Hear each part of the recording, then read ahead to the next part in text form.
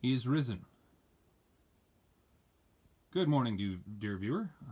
Originally, I had planned this shot to be of the moon standing over Devil's Head, but that's of course because I forgot it was going to snow today. So, well, this is still pretty beautiful. So, hope you enjoy it. This is a update video, partially to explain why there's not going to be a video on the Monday after Easter Sunday. What happened there was, last year I had been building up a buffer of Virgil videos, a little bit of John, but I didn't have time to get around to the Athanasian Creed prior to going to the old motherland. And while there, I had a decent spot to record, but not very much time, so you've only seen a few videos from that. And by the time December rolled around, I hadn't recorded anywhere near as much as I had hoped, and then they moved me to a new room, which was on the street side, so there was constant traffic going by all day and all night. It was pretty terrible. Eventually I got used to that. So I didn't get any recording done while I was there. And then, of course, we had this whole virus craziness, and I have been banished back to my home realm, as it were. And now I'm here. Unfortunately, and this is no fault of my family here, the room that I would have been staying in during my very small summer break is under construction right now, along with a lot of the house, which means I don't have a good place to record, which means I haven't been able to build up that next Athanasian Creed video that would be nice. I still have a lot of Virgil left, and I think there are a couple of the John videos that I've recorded. So there will still be stuff coming out, and I might be able to convert the sewing machine that I share a room with into a table that I can record at. I don't know, we'll see. That's in the future. So there's the update. Videos are still going to be coming out as usual, except not the Athanasian Creed until I can find somewhere to record again.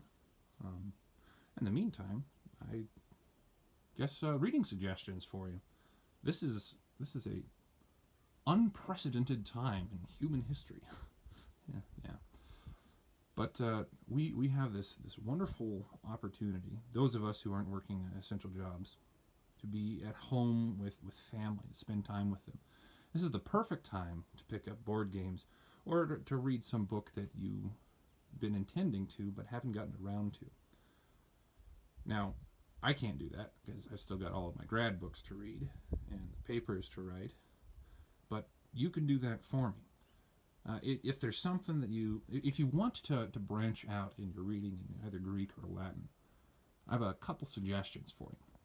Virgil, one of my favorite authors, he's always a very good option. Reading the Aeneid, it's a little bit more complicated than the biblical Latin, but that's because it's poetry. And you do definitely need to learn how to scan. It's part of the experience with Virgil and the Aeneid. It's very good. Keep in mind, though, I'm very biased there. As for other works that you could read, there's always Cicero, a little bit difficult, but very interesting. You could do Pliny. He's got some really great letters, like the letter about Vesuvius erupting, letter about what he's supposed to do with Christians, and then ghost stories. The ghost stories are a just phenomenal letter. It's a lot of fun. As for Greek, well, there are a ton of resources out there for Greek. If you really, really want to push yourself, you could go for one of the old plays. I did Medea in undergrad, and gosh, that was difficult. I don't remember how to do any of the scanning in Medea because the meter changes so often depending on who's talking. But it was very, very worth it. For those of you, if you only learned Koine, then going to a play that's going to be really difficult. It's a very different type of Greek than Koine Greek is. If you learned Attic, then it's a little bit different, but it'll be easier for you than somebody with Koine, I would think. Otherwise, the other great option is, of course, the Iliad. Homer is fantastic, and then you could pick up another book of the Bible. For me, one of the things that I'd like to do, if I have time next year, is start poking through parts of the Old Testament and trying out a couple different languages there. What's another good option? I thought of a number last night, but none of that's coming to mind right now. Well, you can find them. The Gallic Wars. Gallic Wars. That's normally something that you would cover in your first year beyond basic Latin. So if you didn't get to do that, like me, that's a good one to pick up. Not too difficult, I'm told. I still haven't read it. Beyond that, you can pick up any number of books in English and go ahead and read those. It would be a really great use of your time. Oh, and there's also a lot of people I hear are working on memorizing things right now. And that's something that'll serve you for the rest of your life. Not just knowing the vocabulary, but actually knowing the content. And then there's memorizing things in English. The poem If. I think Rudyard Kipling wrote that. Years and years ago, I was supposed to memorize that, and I had it for a couple months, and then naturally just never repeated it, and so it drained away. And then in college, memorized the first 11 lines of the Aeneid.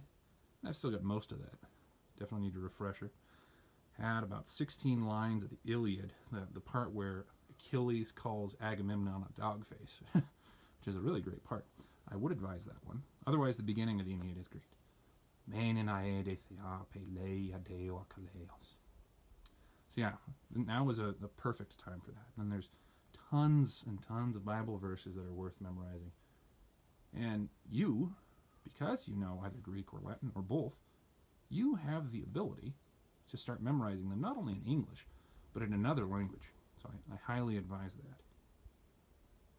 Well, as for me, what I'm doing right now for grad reading, I'm supposed to be reading Augustine, Bonhoeffer. I am reading Zaza right now, and that's really good. But it's tough.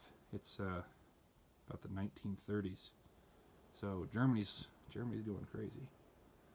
And what else have I got? Yeah, I don't remember. I'll remember when I pick it up to read it again later. Well, I hope all of you, or you, however many of you there are, keep safe and are, have fun with board games and reading. Spend time with the family if you got it. Take care.